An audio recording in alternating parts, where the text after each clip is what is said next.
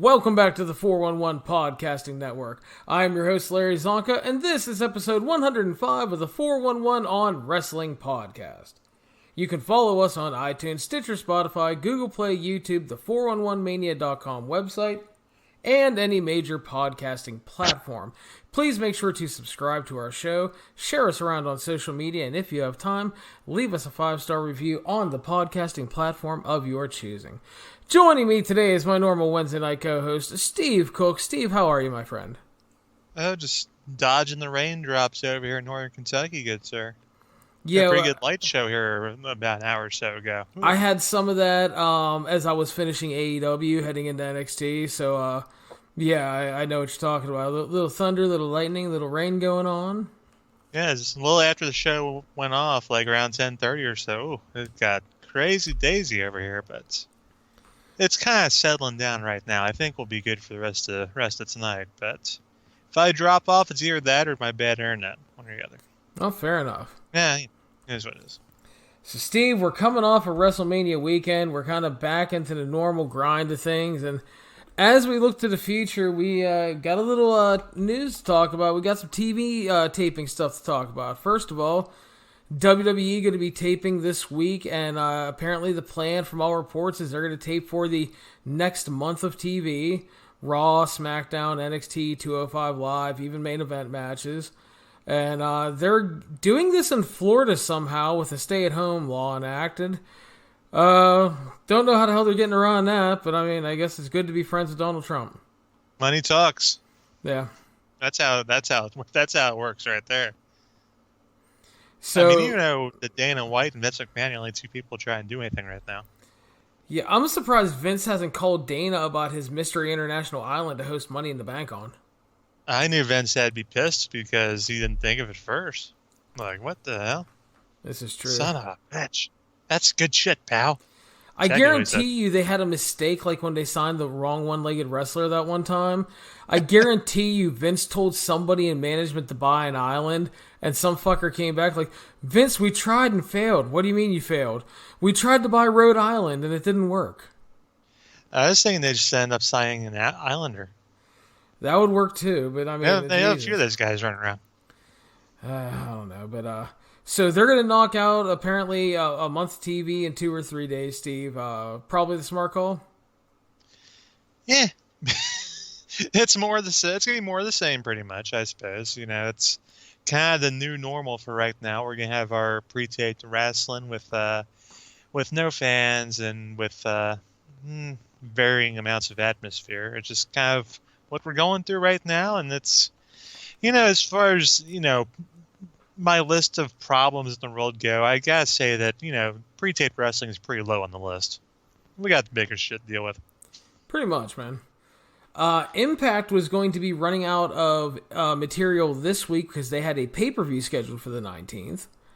And it appears that they are going to tape in Nashville at a studio.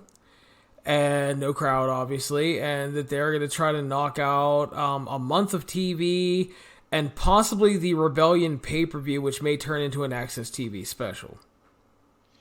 Are they going to go back to the fairgrounds, or did they finally tear that thing down? No, I don't know if it got torn down. They're going back to the studio space that they were actually renting before, when like they were centered in Nashville.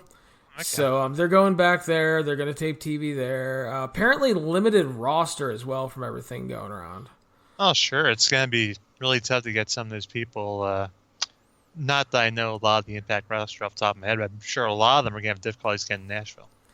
So, that is what's going on with Impact. Again, ROH is running best of stuff right now. They did one on the Briscoes with interview footage and then 2 like kind of classic matches. Then this week's is Jay Lethal with interview footage and a match with Jay Briscoe when he won the title and his match with AJ Styles from Final Battle in 2015. Both great pieces of business. Speaking of Ring of Honor, I was channel flipping the other day, and I happened across, you know the Stadium channel? Yeah. Yeah, it's on. If you have your box, you kind of flip over. You got 5.1, 5.2, or whatever. It's one of those digital sub channels. that you probably have on your cable system. If your non-cable system, if you're listening, you just turn on your antenna or whatever, and there it is. So I was flipping by it, and it's like 2:00 in the afternoon or something, and they were showing like this random Ring of Honor show. I was like, okay. And the Ring of Honor show they were showing just a few days ago, it was building up the G1 Supercard at Madison Square Garden. Oh, there you go. That was a little while ago, right? Yeah, it was kind of last year. Yeah. So I don't. Yeah, they're a little behind. I wish they at least put something like in the little description, like when this is from or when it happened, whatever. No, we're just there doing that. I don't know. I assume they just air random episodes. It kind of sounds like it, but I don't know, man. Then we got most of Japan shutting down now after some more cases broke out.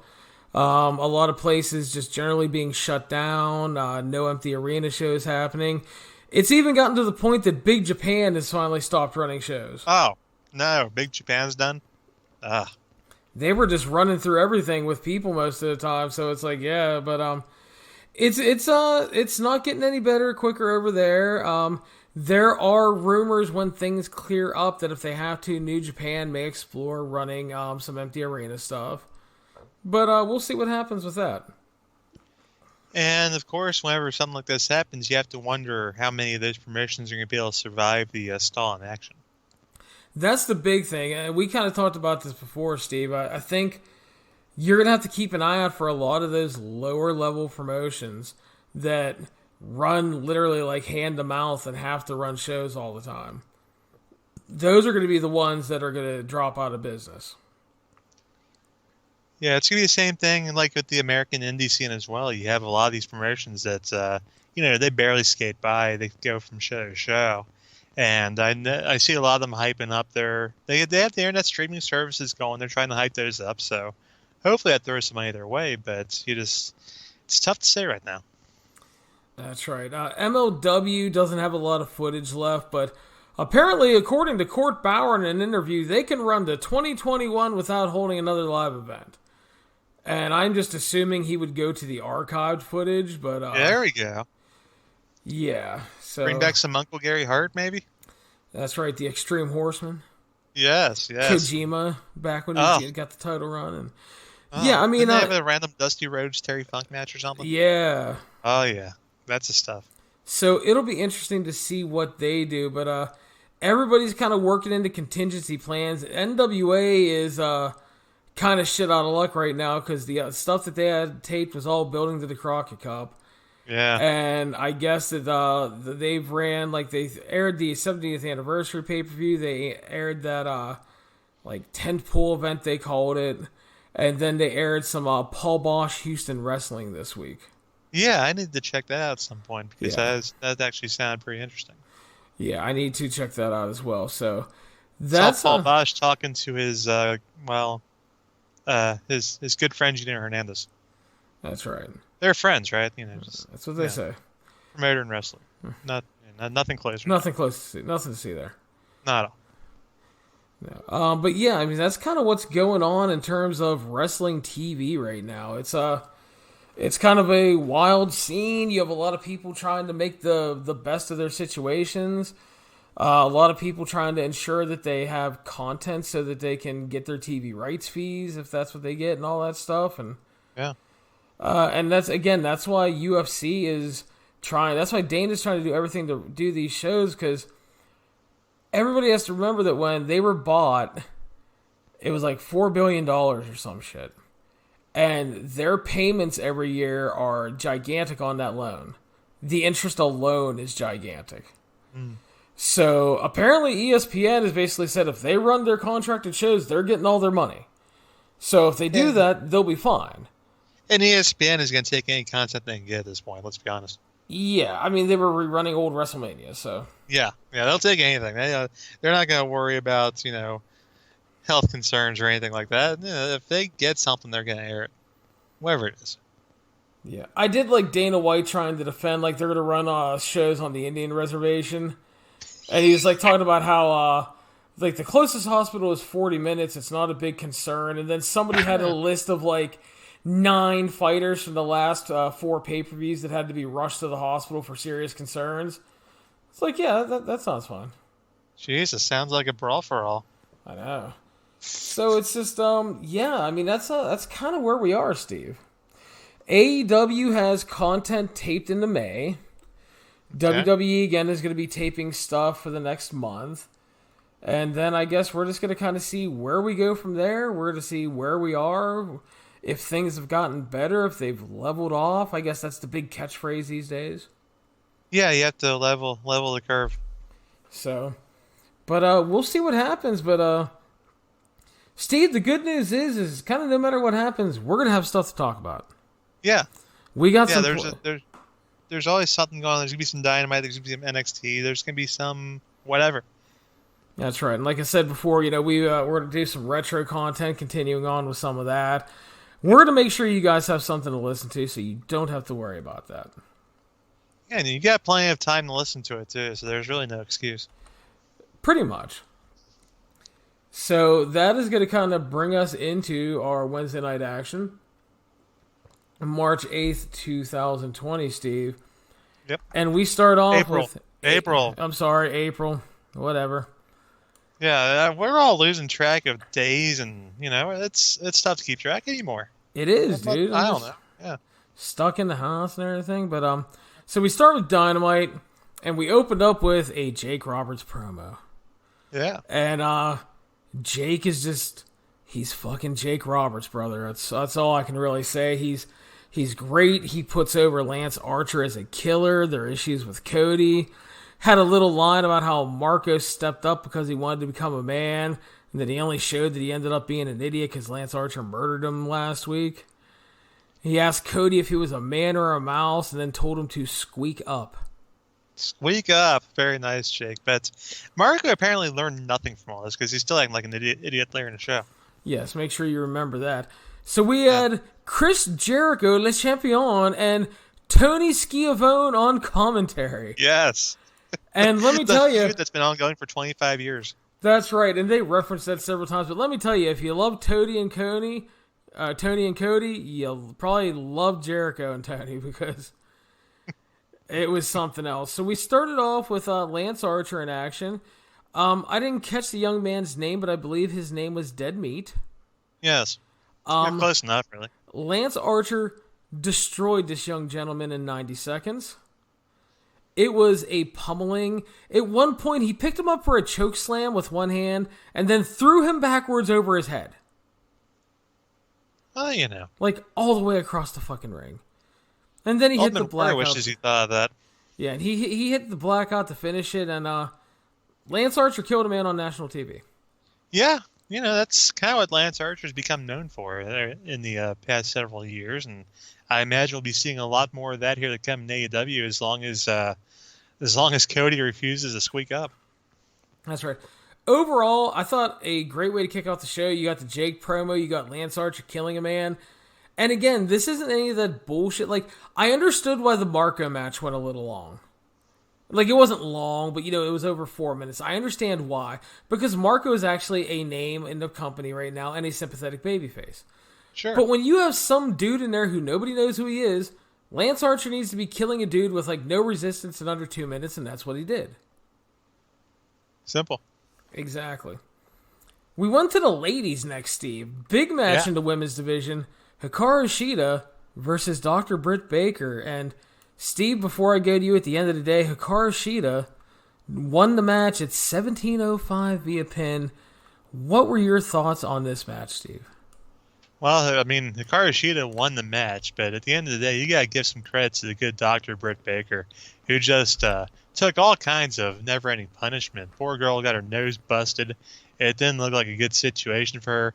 And frankly, I think Britt Baker reacted well to having her nose busted. She looked a little happy about it, quite frankly. She went from, as Jericho said, she went from Ace Frehley to Gene Simmons. So got to see a different side of the Doctor this week. And, Shida just kind of has that tendency to bring out the best in her opponents, which is why she's so highly ranked in the AEW Top 5. And had another masterpiece here with Britt Baker.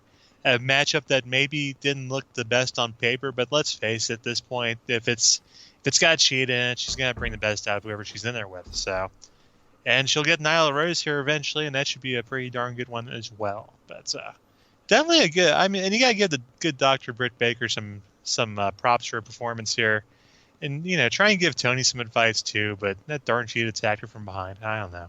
I know. Yeah, I thought they had a really, really good, hard-hitting and physical match.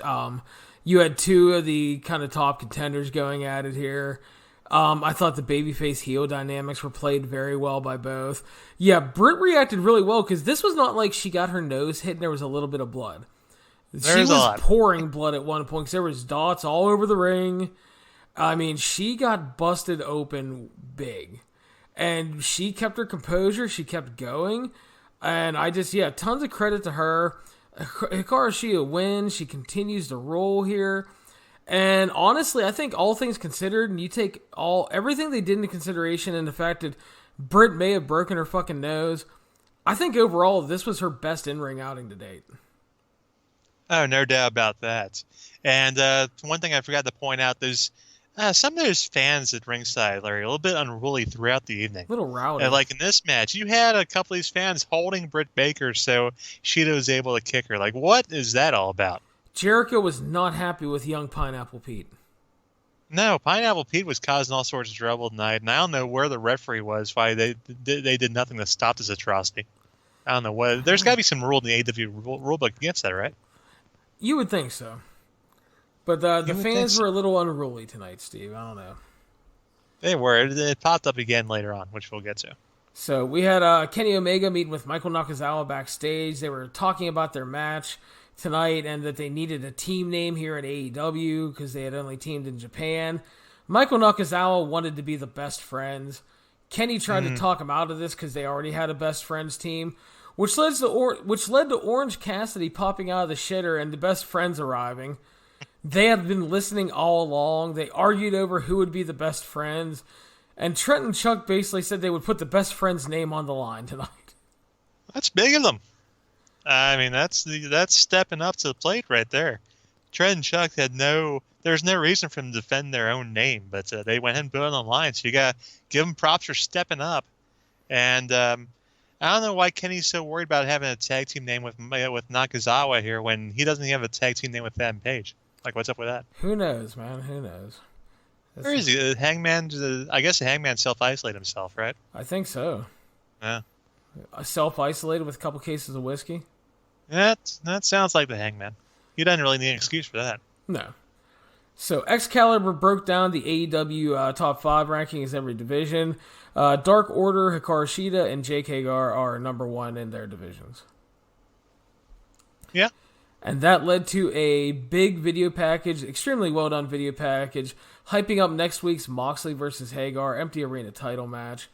Thought it was really well done. You had the comments from both guys, Hagar's wife, Hagar's coach, clips of them preparing for the match. Just a really strongly done video package that I enjoyed. I was going to make some comments about Jake Hagar's wife there, but then I remembered she's married to Jake Hagar. I probably don't want to do that. That would probably be a wise idea, Steve. That'd end poorly for me. But some good stuff here from building up both guys here. Got this big match coming up, and big world title match. You gotta dig it. That's right. So then we got a big hype video package for the TNT Championship Tournament, focusing on Cody and Shawn Spears and their match tonight, their history together, and how important the championship was for them to win. Again, it's the only championship Cody can win. Oh yeah, but which is why it's super important for him. Yeah. But no, again, another well done video package. Glad to see they're fitting in a little more video package stuff, and this is the time to do it. Absolutely, and that's a darn good way to stretch out your material that you taped as well. Yeah. Excuse me. The Best Friends defeated Kenny Omega and Michael Nakazawa. 16-25 via pin next, Steve. I thought they had a good little match. It was a nice change of pace match, a little more lighthearted, obviously, than the women's match and the Lance Archer murder match. Yes. You had Nakazawa doing his wackiness with the Turkish massage oil, slipping out of chops and stuff. And, it was good, though. It was enjoyable. The Best Friends pick up a big win, and it was at this point where I was just like, Tony and Jericho were fucking killing it on commentary. I was losing it. They're having a lot of fun, you could tell. They're enjoying themselves, and this is it's one of those different style of matches. Not the most serious thing in the world, but nice to have a little levity here now and again. Although I can live without Michael Nakazawa taking off his G-string and sticking in people's faces. That was a little bit too much for me. Yeah. And Tony being all like, "We've seen this before," and Jericho's like, "Where?" I know. Yeah, Jericho was so good. But yeah, again, a good little change of pace match, lightened it up a little bit. But I thought the work was good overall, and again, the right team won. So yeah, it's a little loss for Kenny though. That's rare loss for Kenny Omega. He's just lost without the Hangman. Darn right he is. He needs to get that guy back. So we had Brody Lee meeting with 3 of his minions. Yes. And he was making fun of 2 of these geeks for not dressing properly. While one of them was, and he said he was there to make lives extraordinary, to give them success, and to get their acts together. And then he said he had an opportunity for them and took them into a building, and we never saw them again, so he may have killed them. He may have just killed him, which would make sense. I guess Brody was not a big fan of the dress code. That's right. Because the man wore the same white beater for like 10 years, so I can kind of see where he might not be down with that. This is true. We had Dr. Britt Baker backstage giving an interview following her loss, claiming she lost half of her blood in that match, and that Hikaru Shida plays dirty and cheats. And then I quote, "She's lucky she didn't touch my teeth. But if she did, it's okay because I'm a dentist." That's right. It's good to remind people of that from time to time, because I think people tend to forget that Britt Baker's in fact a dentist. Yeah. So that was a good little promo by Britt. I lost half of my blood in that match. Yeah, that's a lot of blood. She might need to. I hope she got that checked out. Yeah, grab some orange juice and a cookie to it. We went back and got another Hagar versus Moxley video package. Again, another really well done video package. Comments from both guys. Basically, Moxley promised to fuck him up next week, and again, enjoyable stuff. And here's the thing. I see a lot of people, why is Jake Hager number 1 contender? He's beat like 2 people, blah, blah, blah. It's not because he beat 2 jobbers. It's because he kept attacking Moxley and tried to kill him with a powerbomb off the stage. Yeah. Then he laid him out on Dark. Moxley challenged him. So to justify him getting a title shot, you had to give him wins, even if they're over geeks, because you don't want an 0-0 guy getting a world title shot. I had no problem with the setup to the match, honestly, and now he's officially number 1 contender, so that's nice. But and as much people want to knock Jack Swagger and WWE, which is, there's a lot of ups and downs there. We are talking about a guy who is technically unbeaten in MMA, technically unknocked out, not knocked out, or he didn't lose that fight. That was no contest. Am I correct on that? Yeah, he's technically undefeated still. Technically undefeated MMA. We're talking about a badass here now. Come on. That's right. No problem with that. We're talking about a man with wrestling credentials. University of Oklahoma, All-American. Good stuff. Nothing wrong with that. Oh, excuse me. So then we had Matt Hardy from the Hardy Compound mocking Jericho for hot tubbing in leather pants last week, which he should. Well, I didn't mind the look myself, but we're to each their own. I would just wonder how long it took him to get out of those things. Poor Sam. He probably had a tough time dealing with that. That's right. So then he proceeded to run down the inner circle. He called Sammy a fake god and possibly a fraud Latino. I don't know about that. He made fun of Santana and Ortiz and said they looked like snacks to him, which was good because he loves Puerto Rican food. Then said Jericho will never recruit Vanguard 1. Vanguard 1 arrived, and Hardy wanted him to bring him the Inner Circle shirt, but he had brought a Matt Hardy shirt because he had already set the Inner Circle shirt on fire, which led to Matt Hardy inviting Jericho to the Hardy compound for an elite deletion. The elite deletion coming soon, and I think we know that Matt Hardy definitely likes himself some Puerto Rican snacks, if you know what I'm getting at. I think that's safe to say. I think that you was smell the what one I'm side cooking there. now. Oh. But yeah, I mean, nice little thing to set up more future hilarity. Elite deletion coming to a theater near you. And, yeah, nothing wrong with that. And, it's typical crazy Matt Hardy, but I think people were down with this a little bit more because it's some good smack talk. Yeah, and it didn't have like any wacky supernatural stuff that like people didn't like the teleportation and stuff like that. So, but yeah, I thought it came off well, and we'll see what Jericho does in that realm because he's been pretty much killing everything. So it'd probably be really good.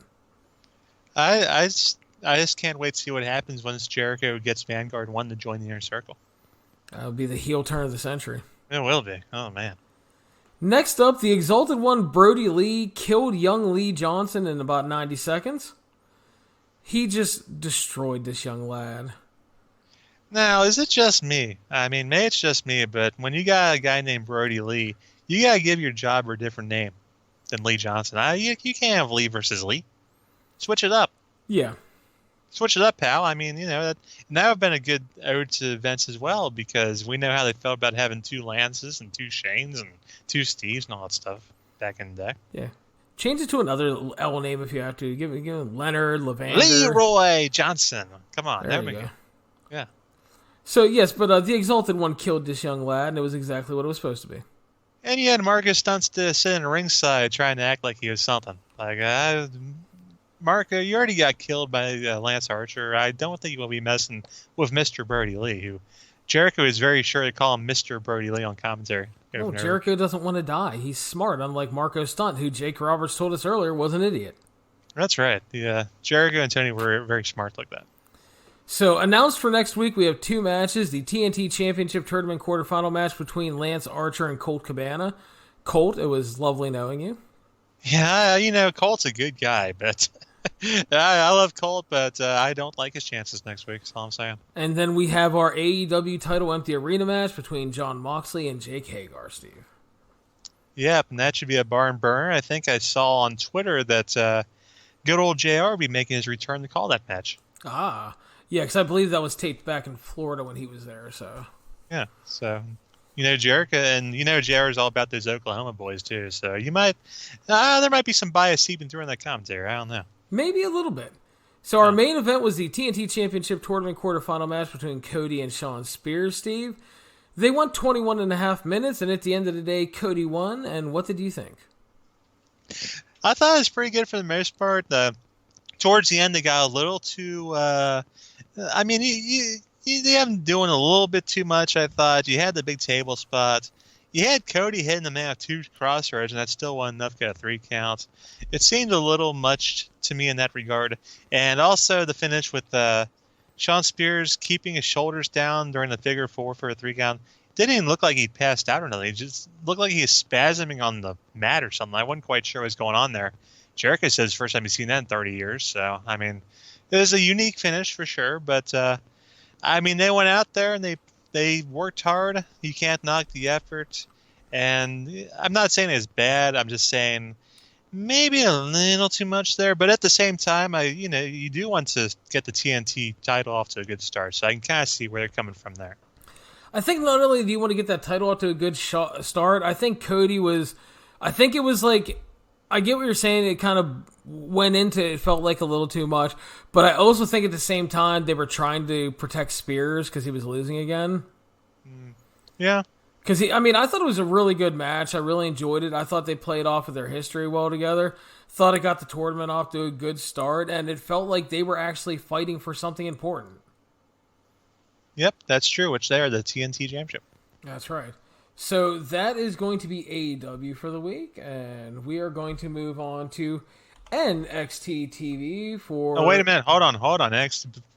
That damn crowd got involved in that match, too. Pineapple Pete was starting more shit in that main event, too. That's got to be the leading selling Pineapple Pete, right? That's right. And for those of you that don't know, that was Suge Knight that they kept calling... Jericho kept calling Pineapple Pete because of his shirt. Suge Knight? That's Suge Knight from Death Row Records? No, Suge D. Oh, Sugar okay. Dunkerton. There we go. Okay. Oh, okay. So that actually could be leading to something, then. Yeah. All right. So he's local to he was local to Atlanta, and he had worked a dark match the week before for Dark. So sorry to cut you off there, but I had to point that out. Now we learned something. At least I learned something. So. Well, there you go. Sugar Dunkerton. Okay, yeah, that's cool. That could actually lead something then. Yeah. All right. And I like Sugar Dunkerton. I'm glad he's got a look. So anyway, we're gonna move on to NXT now, if that's okay, Steve. Well, we can do it now, I guess. I think that main event's still going on, so you might want to hold off for a few more minutes. We open up with a video package of the Gargano Ciampa feud, which led to our opening match, the number one contender ladder match with the women, featuring Io Shirai defeating Mia Yim, Dakota Kai, Tegan Nox, Candice LeRae, and Chelsea Green at about 11:50. Steve, what did you think of our ladies opener? I mean, there's another one where they put all the effort into it. Those the girls went at it. They did some big stuff. Some of it was better than other parts of it. It's a little spotty from time to time. You had the big finish with that darn Rob Stone trying to climb up the ladder like he was frickin' James Ellsworth or something. But he made the mistake of trying to help Chelsea Green get up the ladder too, and that didn't quite work out for them. Io Shirai, of course, gets the win, and Io Shirai always deserves to win, especially in matches like this one. Had a couple of big spots in the match, looked good in the process, and now we get to look forward to Io Shirai taking on Charlotte Flair, which should be a pretty darn good match. Oh, I would think so. Yeah, I first of all thought the right woman won, and secondly, I thought it was a good match. I thought they worked really hard. They took some hard bumps throughout. The only thing that really got to me was as far as a criticism, I thought that there weren't a lot of great teases or drama in regards to trying to get the briefcase or the finish overall. I do have a question about the briefcase. Now, does the NXT briefcase, does that work the same way that the Money in the Bank briefcase works? They never said. I just think they wanted something big and pretty hanging up there. Big and pretty. Yeah. All right. We get a Finn Balor video package chronicling his issues with Imperium, his trip to NXT UK to challenge Walter, and then we got a promo from him where he talked about how him and Walter share a lot of the same traits and all that shit. Basically, they're still hyping that match that was supposed to take place at TakeOver over WrestleMania weekend, which I'm all for if we eventually get it. That's why I was wondering, is there any plan... what about their NXT UK brands? Do they have any plans to do anything with that? Well, no, they're kind of fucked. I forgot to talk about that in the opening news stuff about the TV. They had a little bit of stuff left, but they had a takeover planned, which is obviously canceled. All the stuff on the shows was takeover centered, so basically it looks like they're going into best of mode for a while. Are they going to be able to tape in the British Performance Center? I don't know. I mean, you would think, maybe Uncle Paul will try to get that through. We'll see. Boris is a little bit busy right now, and Prince Charles is a little bit busy, so maybe they can get it through there. That's right. But yeah, they're still building to that, and again, I want to see it when it happens, but who the hell knows when it's going to happen, because if Walter's over there in Europe, he ain't getting out anytime soon. So is Finn over here, or is he in Europe? He lives in the U.S., I think. I know he's married, so I believe his wife was over here, so I assumed he's probably over here at this point. Yeah. Which would be tough for him to get over there for, yeah. So then we got highlights of Malcolm Bivens' giant Indian dudes killing Matt Riddle last week. We got a Killer Cross video package, and then we got a casual recap of Raul Mendoza and Joaquin Wilde being kidnapped by Lucha Ninjas. Yes, we did.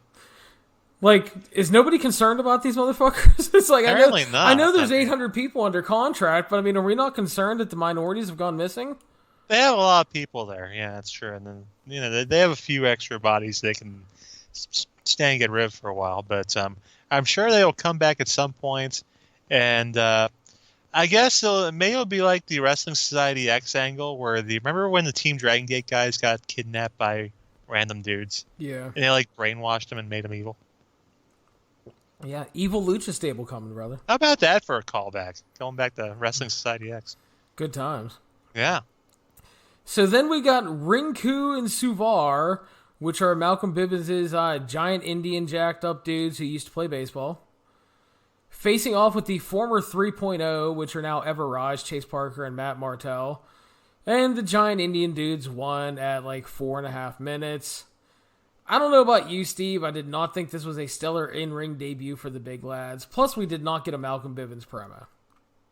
I was wondering what happened to 3.0. Those guys... I vaguely remember them getting signed, and well, here they are getting killed by... They had some injury issues, which Like, they had a couple TV matches, and then, like, one of them got hurt, and then I think when the other one, when he got healthy, the other guy got hurt.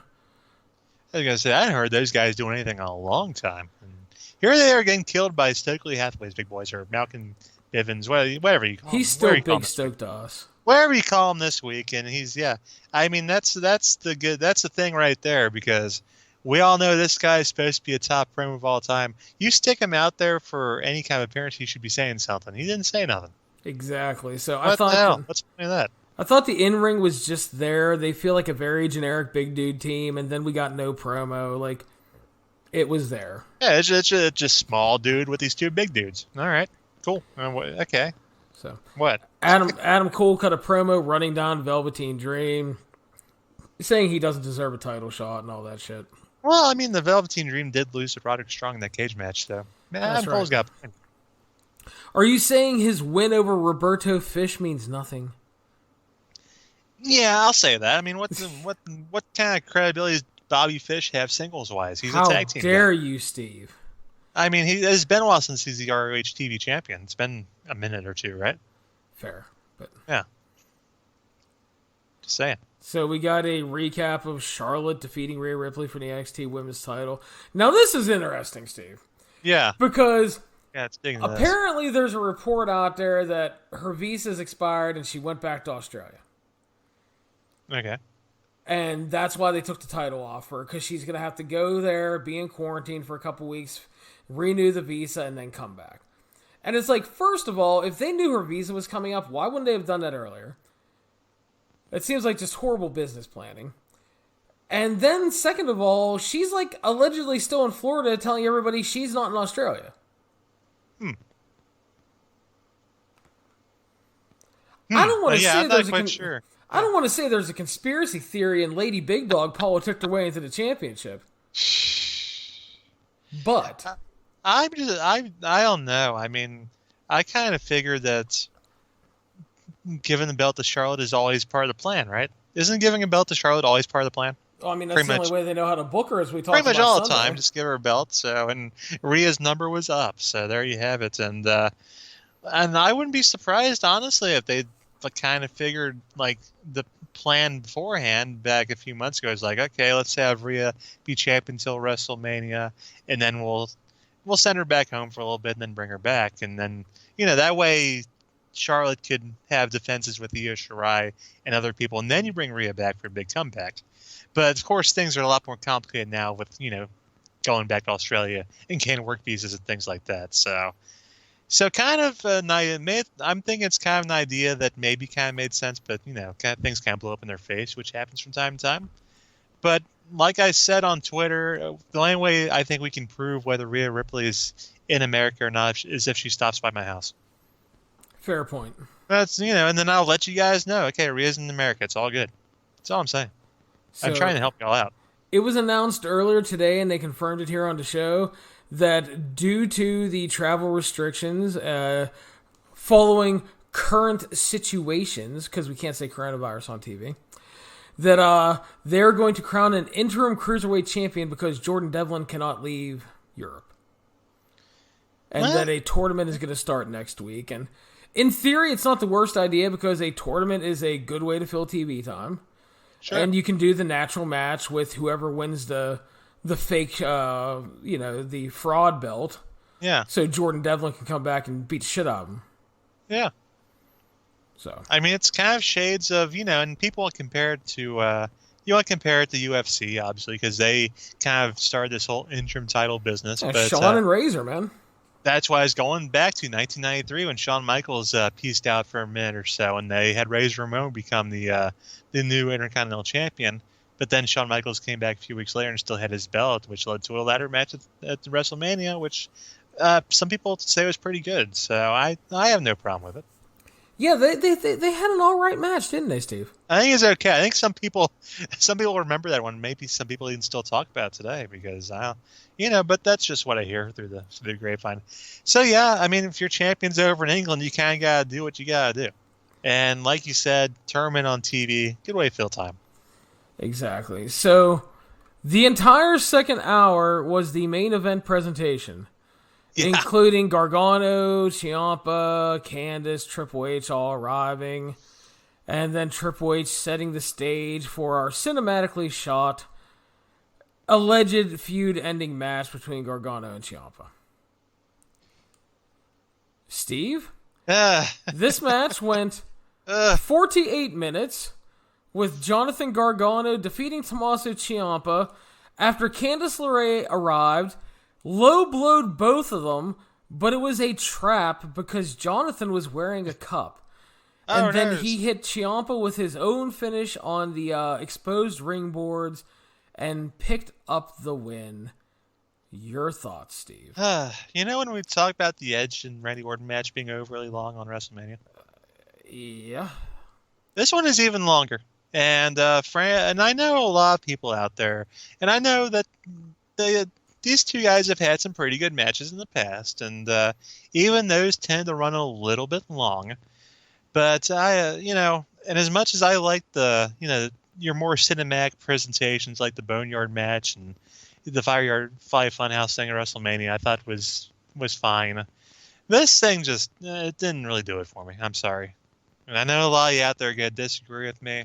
A lot of you out there are going to tell me that everything Gargano and Ciampa does is great and whatnot, but I wasn't feeling it, man.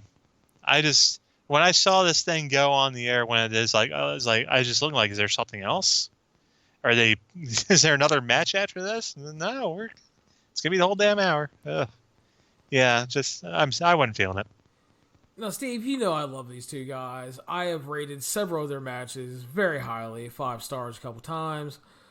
I have loved a lot of what they've done. But much like Orton and Edge, I felt this was way too long, way too self-indulgent, and in many ways it was everything wrong with modern NXT. It was just painfully long, lacking that real personality or character. It had too much overacting and faux drama that it kind of felt like a parody of the real simple storytelling that NXT used to really thrive on. And I know some people are to blame the lack of crowd for this. You can do that all you want. But, first of all, you don't work a fucking 48-minute match with no fans. Excuse me. I think even the fans have gotten tired of it after a while, Yeah. But then, for me, this really lacked, the kind of depth that their previous matches had that really pulled me in and made me care. It was 48 minutes of them grunting, spliced in with garbage brawling. Not very good intensity overall. Poor monologuing. And then Johnny's big fucking master plan is to get his ass beat for 46 minutes, until his wife comes out and saves him. Yeah, why didn't she come out 15, 20 minutes earlier? And I get it that in a way it kind of works, because in the end, Gargano became everything he hated. He became Tommaso Ciampa. And in a way, through that, Ciampa kind of became what Gargano was, because he was remorseful at the end. And I get that. But I think one of the other problems is this didn't feel like the end of the feud.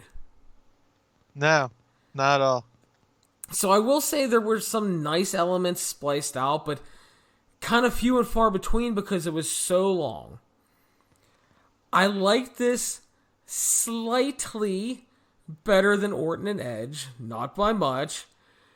But again, my big question is, why does everybody think that a great epic match needs to be so fucking long these days? I'm looking at everybody. This is not just WWE or NXT. I'm looking at every fucking buddy. Sometimes you can have a great match. And at 12, 15 minutes you can have a great match. I understand they wanted this to be a little more. But seriously, you shoot this shit and you think 48 minutes with commercials is a great idea? Yeah, man, I don't know. You didn't even have Mora doing a solo commentary during it either. So, post-match, Johnny leaves with Candice, and they're all good, and as they're leaving the building, you see some mysterious figures in a car, which look to be Killer Cross and Scarlet. And so maybe that's going to be the next program for Jonathan. Well, I mean, that's an idea. That's an idea. Jeremy even pointed out, Jeremy said, like, yeah, let's have Babyface, Killer Kross, and Scarlett against heel Johnny and Candice. Okay, that's an idea. I don't know. So, Steve, that brings us to the head-to-head comparison for the week, my friend. Would you like to go first? I'll go ahead and go first. I mean, I didn't think Dynamite was a perfect show. I mean, there's some stuff I didn't really care for, some stuff that was just kind of there. But I enjoyed the Sheeta and Britt Baker match. Yeah, Cody and Sean Spears put a lot of work in. There's a lot of the videos were very good. You had a couple very entertaining squash matches too, which how I love my entertaining squash matches going back to the Monty Brown and Abyss days of Impact. So, oh yes, always a big fan of those. But so overall, and not to mention Chris Jericho on commentary for Tony Schiavone. Yes, more of that. I believe more of that's coming, so that's going to be good. So yeah, I mean, it wasn't a perfect show, but again, it was a pretty darn good show. NXT, I liked the ladder match. The ladder match was good, and beyond that, the one squash they did have didn't really do it for me, and then the last hour of the show didn't really do it for me. So it's AEW by a wider margin this week than usual for me. Yeah, I agree. I thought AEW fucking smoked NXT this week. First of all, I really continue to be impressed on how AEW, with so much inexperience in producing TV comparatively to WWE, has been able to overcome and really kind of thrive in ways in this empty arena handicap. Obviously, the wrestlers in the crowd help, and I think that they do a really great job. There was a ton of energy there tonight. I thought they did a great job with the promo packages to set up matches and enhance them, and that's a big positive for me. And then they're filling out the show much better because with those packages, because like fucking in-ring promos in an empty arena are stupid. Mm-hmm. It just does nothing for me. They feel very unnatural in the setting. Archer and Brody Lee got to kill some people, and those were very effective squashes. I thought Sheeta and Baker completely over-delivered. I really enjoyed that. The tag match was good. I really enjoyed the main event. I thought they did a hell of a job hyping up Moxley and Hagar for next week. I enjoyed the hell out of Dynamite. Again, like I said, it's not a perfect show. I thought it was pretty great, though. NXT, I thought the women's ladder match was good. Had the right winner. I thought that the Indian dude's little in-ring debut was really flat, and I didn't think that the main event was bad, but it certainly wasn't good. You know what I mean? It was there, and it lasted forever. And I know it's coming, dude, because I got it for the Orton stuff. And I got it, oh, you don't understand storytelling and all this shit. And it's like, it wasn't good, guys. I'm sorry. I love those guys. Trust me. The thing is, we're fighting there is a generation of fans out there that have been indoctrinated to believe that a match is better the longer it goes. Yeah. So, like, if it's over 35 minutes, it's automatically a match of your contender. A lot of people believe that. They were told that by the previous generation of internet writers. And here's the thing, too, dude. If there was ever any doubt that Shawn Michaels agented this match, because you had the whole I love you shit near the end. It's like everything has to be a Flair Michaels melodrama now. Uh-huh. And here's the thing. That match was only like 24 fucking minutes. Well, if Rick wasn't 55 years old at that point, it probably would have been 48. But it's like not everything has to be so long, guys. It really doesn't, man. I'm sorry. Like I said, good. Well, what we need is Gorilla Monsoon. We need Gorilla Monsoon in the gorilla position. And we need him walking out to the ring and yelling, go home, hit people.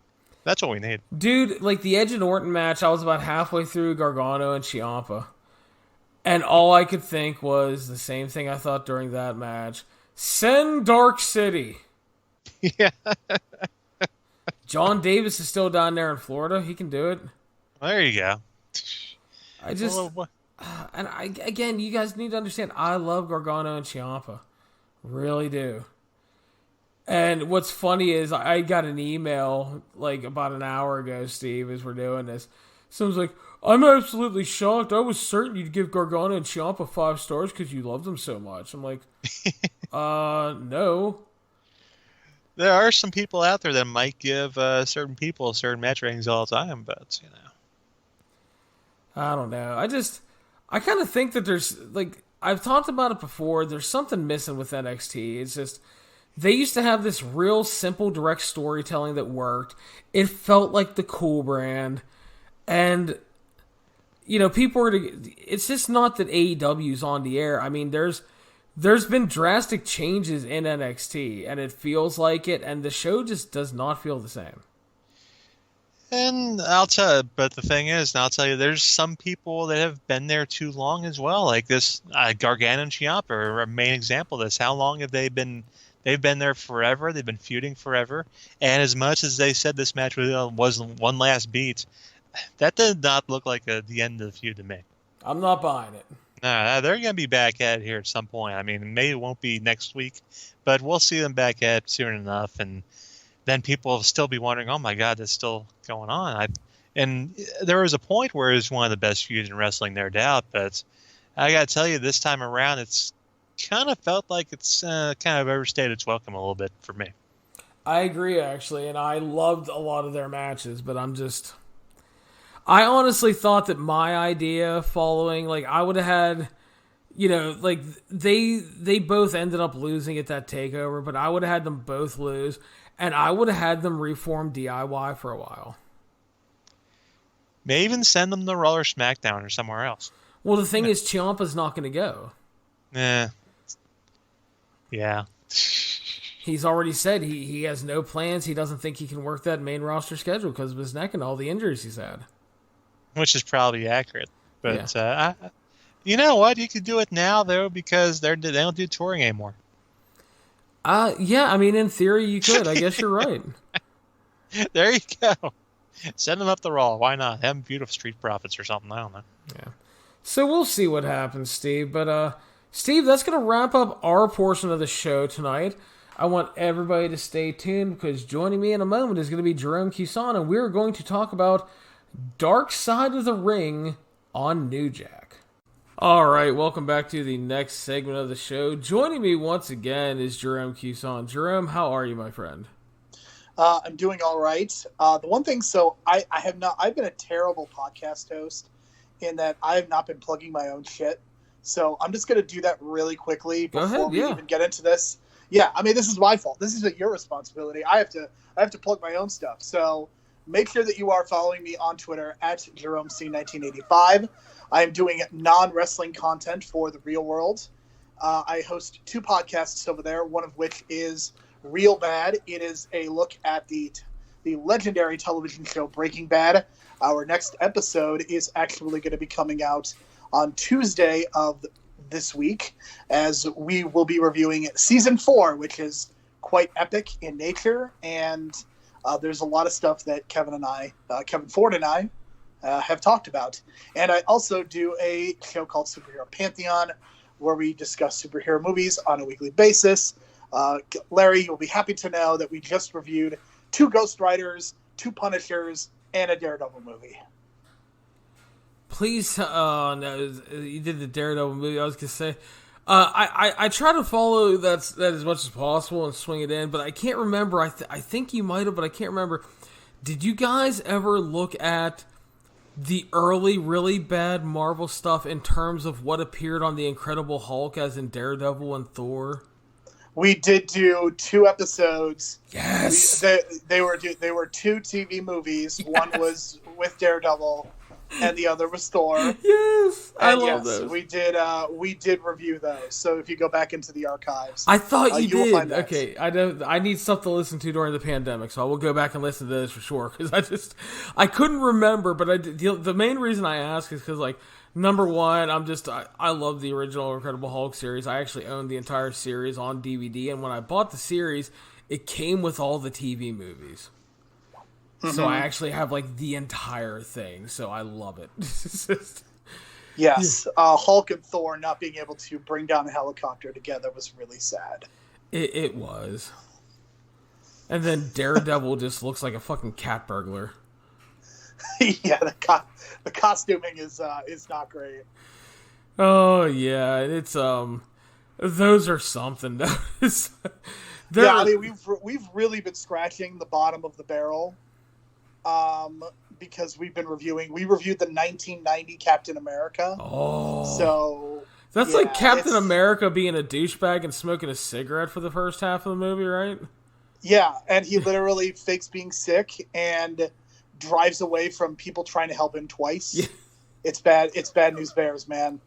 Like I said, we are almost done. We've got a couple months left, and then we are going to be taking a break from superhero stuff.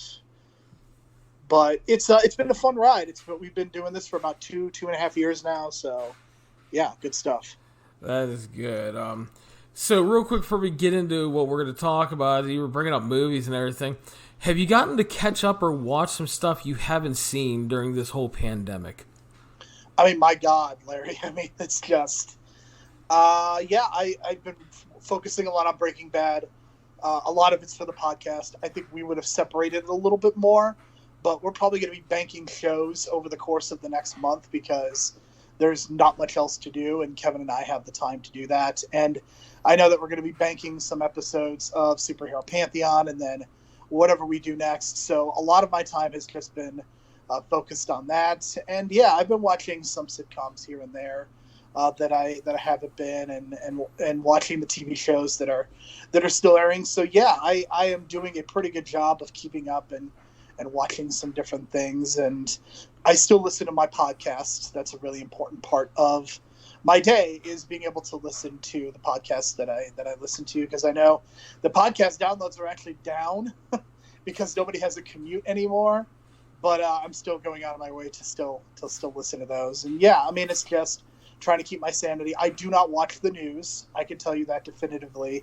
I know that there are a lot of sadist people out there who watch CNN, MSNBC, Fox News, and I think those people are crazy. Anything important that I need to know about COVID-19 comes through my Twitter feed, and I follow the right and correct people. I listen to doctors. I listen to people who listen to doctors. So anything important will come across my Twitter feed, and I will remain informed by that. I will not watch the news. It's a bad idea. Well, I mean, that makes sense, dude. And that's that's kind of what I do. I try not to turn the news on because it's just, it feels like not only depressing, but everybody comes off like such a fucking idiot half the time. I can't deal with it. And speaking of idiots, Larry. That's right. That's what we call a segue into podcasting, BizKid. That works out great. We're going to talk. Last time Jerome was on, we talked to Dark Side of the Ring on Chris Benoit, which was an extremely well done but very emotionally draining watch. They followed it up this week with the story of New Jack. Now, if you are not familiar with your wrestling history, the USWA, Georgia Wrestling, Smoky Mountain, ECW, and even TNA, New Jack is a product of a really shitty broken home situation and a combination of just mental problems, drugs, and the professional wrestling business. I think that's pretty safe to say. It's I don't know how else you really describe the New Jack here, but on this special we have guests such as Jim Cornette, the Sandman, and D'Lo Brown chiming in throughout. Obviously no Paul Heyman because WWE people are basically not allowed to do this show. And New Jack is a fascinating case study in many ways, Jerome. I think that's a really good way of putting it. I don't know what to think about New Jack, because the thing about it is you look at somebody like him. New Jack is, being African American. He has gone through a lot in his life, obviously, and you can't separate that out from his behavior. And I'm not going to defend any of his actions. I think the things that he has done have been kind of reprehensible, borderline illegal, maybe prison worthy in some cases.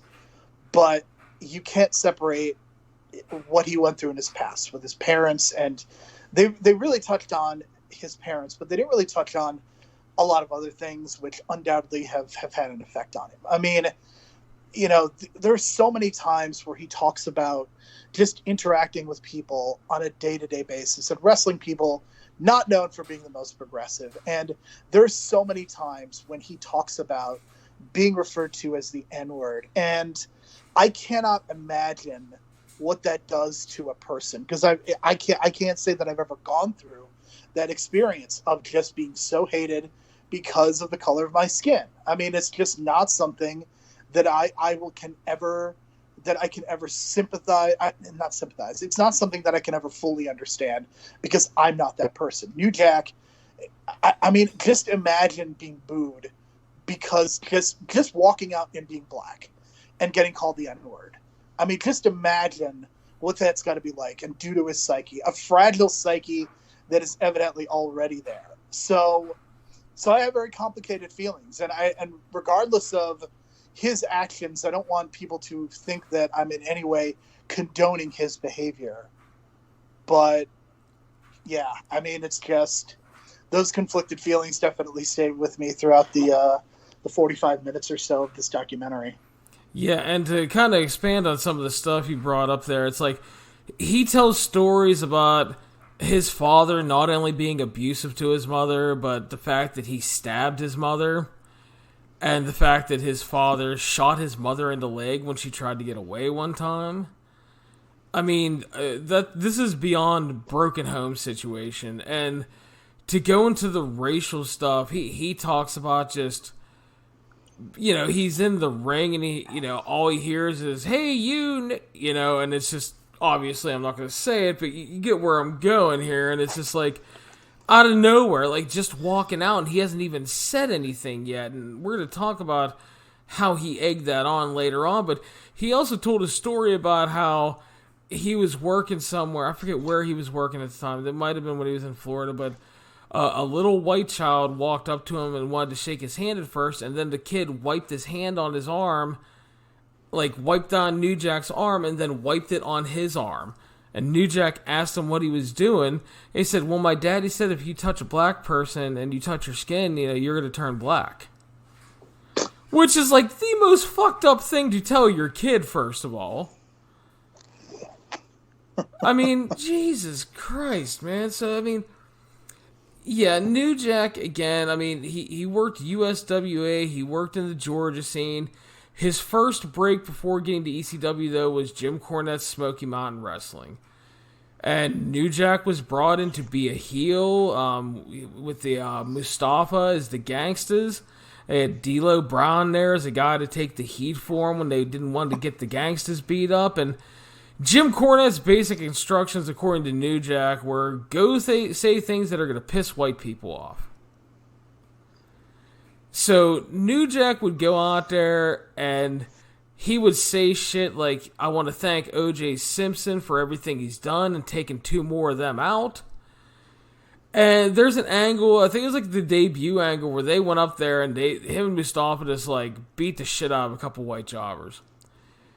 And he's talking about, 30 years ago, if we would have done this, we would have been strung up in a tree, but now it's okay.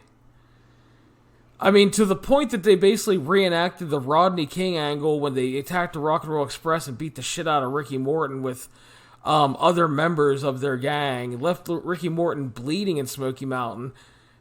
And this pissed off so many people, not just the redneck fans, but the NAACP of the local area got pissed off. Which led to New Jack obviously cutting a promo on them, calling them something to the effect of well-trained house monkeys that he wouldn't listen to. So, obviously, New Jack comes from a background that, as a 43-year-old white man, I cannot empathize with or fully understand. But the other fact that cannot be missed is, my man also played into it. He absolutely did. And I think that is worth noting, that he smartly took advantage of the situation and probably made a great deal of money just by virtue And I think we almost have to differentiate his Smoky Mountain stuff from his ECW stuff, because Smoky Mountain stuff is very clearly playing into the racial elements a lot more than his ECW. I think ECW, it's almost like a different person. But I think the thing that you get in both companies is just YouTube some of his promos. I mean, the thing about New Jack, and Eddie Kingston is somebody who really came to mind when I was watching his promos, because the thing about New Jack, when you're watching him speak, he comes off like a real person. He does not come off phony. He doesn't come off scripted. He doesn't come off like he's lying. Every word that New Jack says, even when he's talking about O.J. Simpson, when he makes that line about the NAACP, I think that he actually believes that.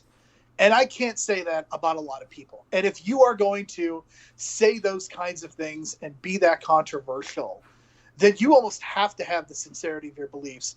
Otherwise, people are not going to pay money to see you. And then the action of that, the saying of that, is pointless. But that's the thing that impressed me so much with that Smoky Mountain stuff, is just the conviction of his beliefs in his voice.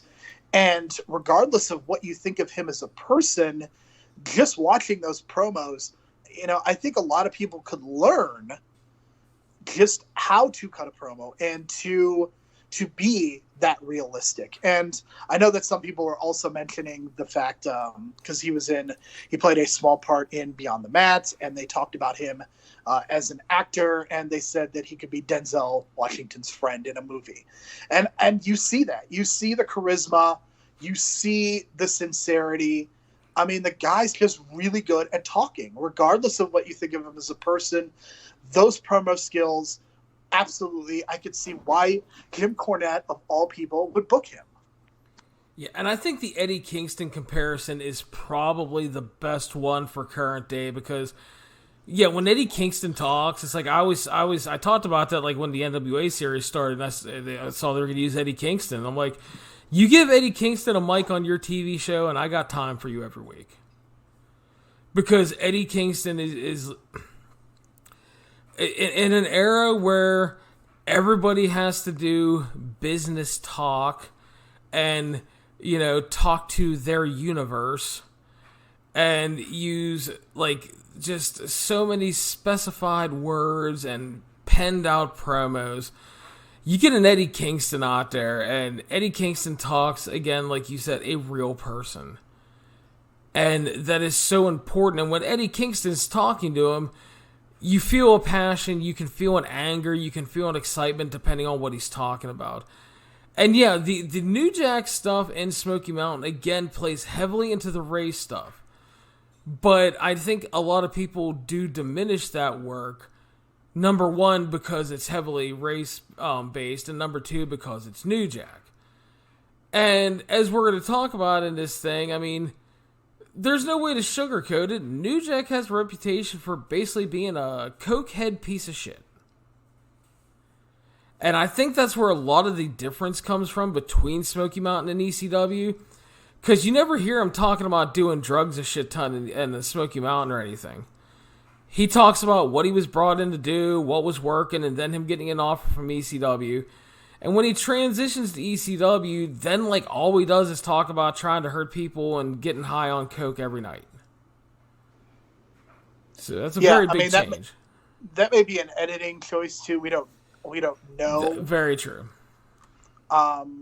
Because I think when you've got 45 minutes, you've only got kind of a limited amount of story that you can tell, and a lot of this documentary was focused on the mass transit incident, and justifiably so. It's probably what the first line of New Jack's obituary is probably going to be in reference to that specific incident, because that's just what he's known for. It hit mainstream media, and it's unfortunately an important part of ECW's history. And, I think Paul Heyman gets a lot of the credit for building ECW and coming across like he's the only one that could do this. And while I think that's true to an extent, I also think the culture of ECW was very poisonous.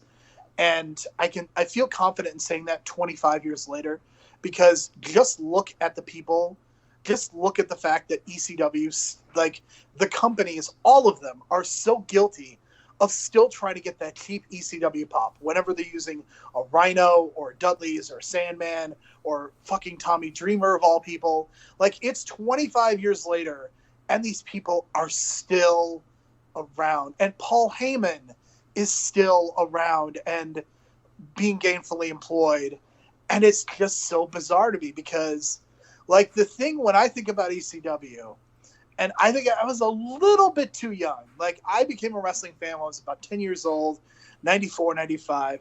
I was a little bit young for ECW. So by the time that I was able to, get into the company and start watching it, the heyday of that promotion was well past. It was 98, 99, and the bloom was off the rose, so to speak.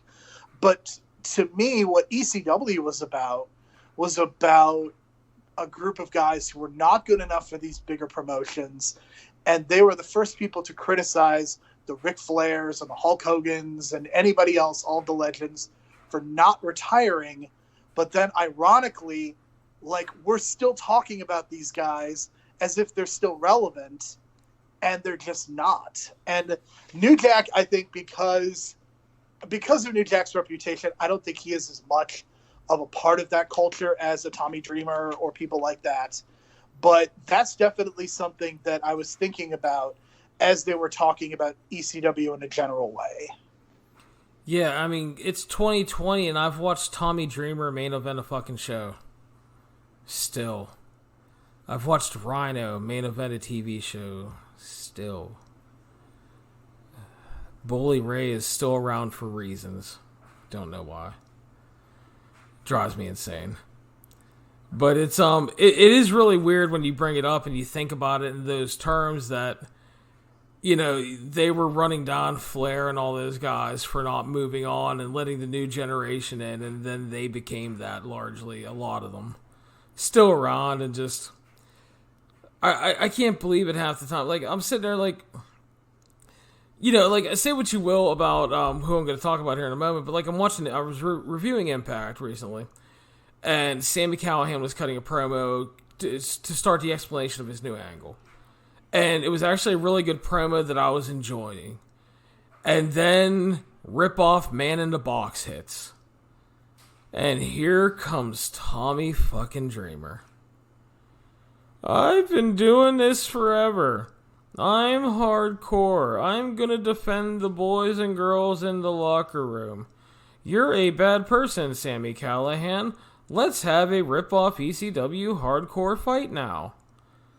And I'm sitting there going from, I was really enjoying this promo, to 15 minutes later going, I hate this entire segment. Because I had to watch a long-ass Tommy Dreamer match. Did he crotch himself on the barricade? No, actually. Shockingly enough. He didn't? Wow. Then you really didn't get the authentic Tommy Dreamer experience. I didn't get all the hits. I know he was holding back on me. Yeah, I mean, you got Man in the Box. Did he shout ECFNW at one point or some knockoff of that? I don't recall offhand, but it was largely Tommy playing the hits, stealing from Raven, drop toe hold on a steel chair and all that shit. Just, oh, Christ, just Spicoli driver. It was everything Tommy does for the most part. But yeah, it was, and I'm just sitting there and I'm like, oh, come on, dude. Can you imagine if Shane Douglas and Taz could still wrestle? They would absolutely be doing this shit too. Yeah, well, I mean, at least Taz is smart enough to know he can't wrestle anymore, and I don't mind him as an announcer at least, but yeah.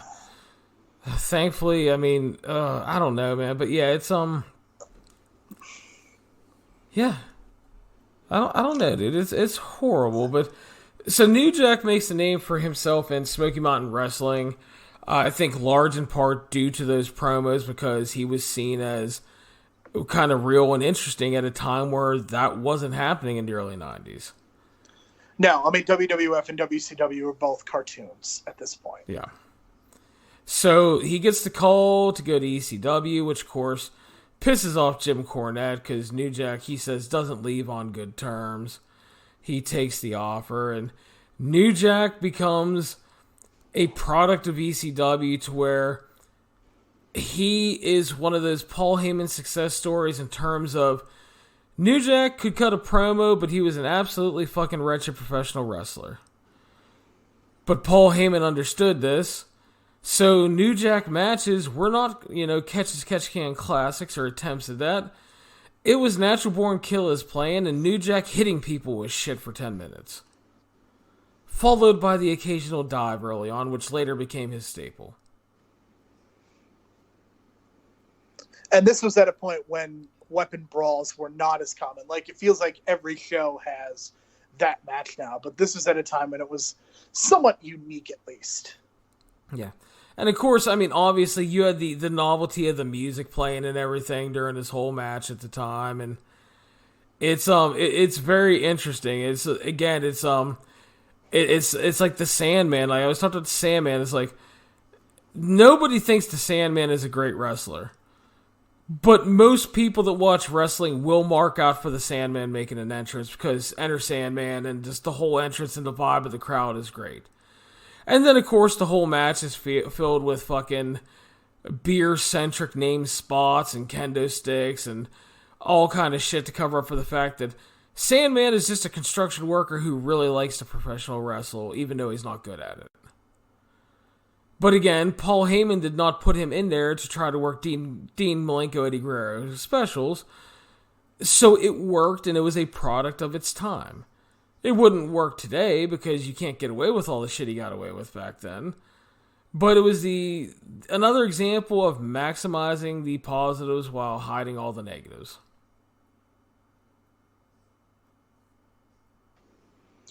And I think the craziest thing to me is that Sandman actually did have WWE matches, and they were very, very bad. Yeah.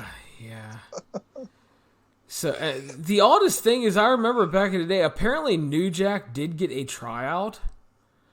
Like, they brought him in to give him a look, and from what I remember, and I may be wrong, but from what I remember, they put him in a ring before a show, and they just had him like running stuff with Val Venus.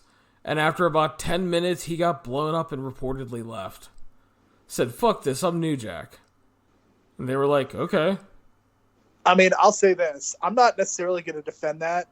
But if you're bringing in New Jack and just having him running the ropes for 10 minutes, then you clearly have no interest in bringing New Jack in anyway. Oh, probably not. Yeah, it was probably one of those, yeah, we'll bring him in and give him a look. And like, you bring New Jack in to come out and hit people with guitars and signs and chairs and all that jazz. Exactly. So, I don't know, but it's, so as you mentioned earlier, the kind of calling card on this documentary portion is the famed mass transit incident. This is November 23rd, 1996 in Revere, Massachusetts. Axl Rotten had been scheduled to work a tag match with Devon Dudley against the Gangstas.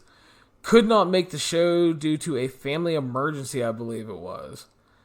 So then you get Eric Koulos, who is a wrestling fan who had just turned 17, told everybody at ECW and Paul Heyman that he was 23 years old and was working as a professional wrestler on the independent scene, and that he was trained by Killer Kowalski.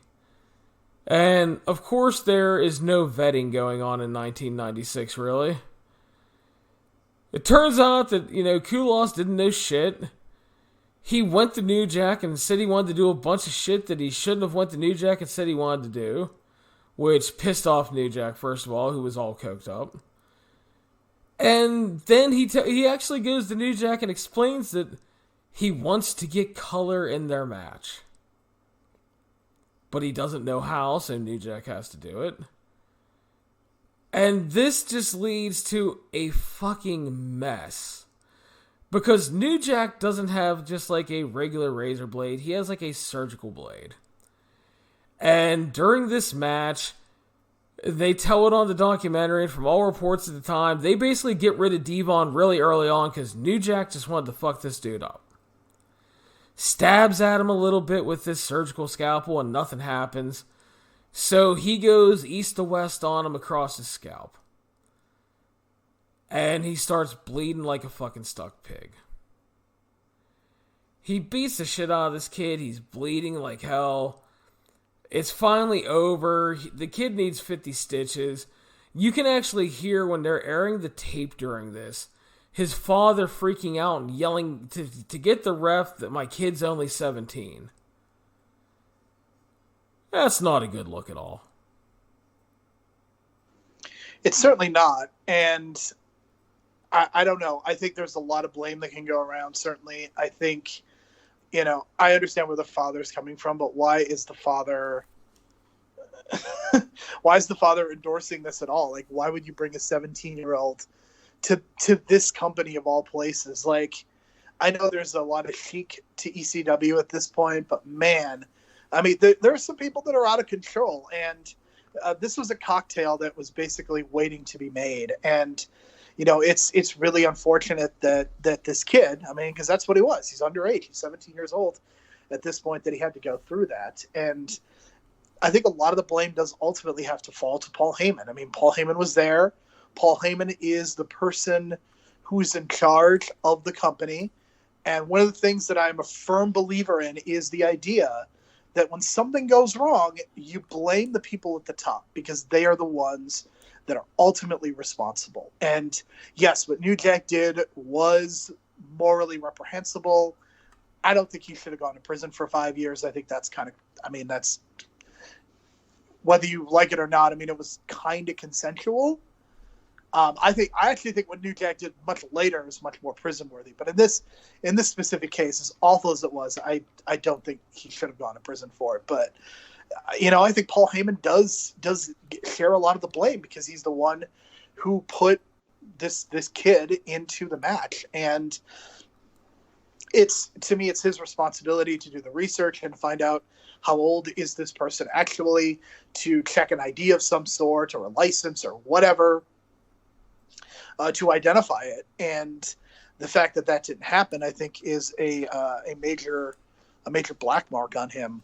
And I think that this kind of speaks to the person that Paul Heyman is, because this is not the first time that you hear about these kind of shenanigans. And then as the documentary, when they talk about kind of the trial, they talk about Paul Heyman on the stand and the way that he basically worked the judges and the jurors like he works fans. And it's so bizarre and so weird. And it is kind of a tragic story, because because Eric did die in 2002 from gastric bypass complications. And regardless of what you think of anyone involved, the fact that he just passes away a few years later is really, really sad. It is. And we're to talk a little more about this, but I do want to mention, as we mentioned, you got like D'Lo on here and the Sandman and Jim Cornette talking. On a side note, I find it highly ironic that Jim Cornette is on this program when this motherfucker spends 90% of his time bitching about people killing and exposing the business. And then he goes into an extremely detailed breakdown for all the kids at home on how to cut your forehead and hide a blade and create a blade. I find that very funny, because everybody else is killing the business, but when Jim Cornette's getting the payday, it's okay for him to do it. Yeah, Jim Cornette is not exactly a credible person when it comes to morality in pro wrestling and what you should be doing and what you shouldn't be doing. I mean, how many shoot interviews has Jim Cornette done over the years too? Oh, Jesus, a lot. I mean, his 2000 interview is like legendary. Yeah. The one with RF Video, I mean, that's like one of the best shoot interviews that's ever been done. It really is. I may have that on audio somewhere still. Yeah, I mean, whether you like Jim Cornette or not, I mean, that interview is incredible. It is, and it's just, I just find it amazing, though, that everybody's damaging the business, but never him. Nope. He has never done anything to damage the business, ever. So, to kind of go back to this, Kulas, I mean, this was not just a big cut on the man's forehead. 2 arteries were severed during this. He bled profusely, passed out, needed to be escorted out of the building with medical attention. And, then all the stuff afterwards comes out that he's only 17, he's not 23, he wasn't professionally trained and all that. New Jack is arrested for assault and battery and actually goes on trial. And this also led to the ECW's pay-per-view that was coming up being temporarily canceled and taken off pay-per-view because of a lawsuit from the Kulos family, as well as this trial. And as Jerome mentioned, New Jack sits there and talks about how Paul Heyman just goes up there for his testimony, and he's talking about how Kulos called New Jack the N-word. He's like, he called him the N-word, Your Honor. And he's like, you need to say it for the record or whatever. And he talks about how Paul gets all doughy-eyed and sad because there's one older black gentleman in the jury. And he says, I'm sorry, he called him a... And just like, and you can totally believe that Paul Heyman was in full work mode because, number one, he was trying to save his own ass. But number two, I'm not sure Paul knows any other way how to live.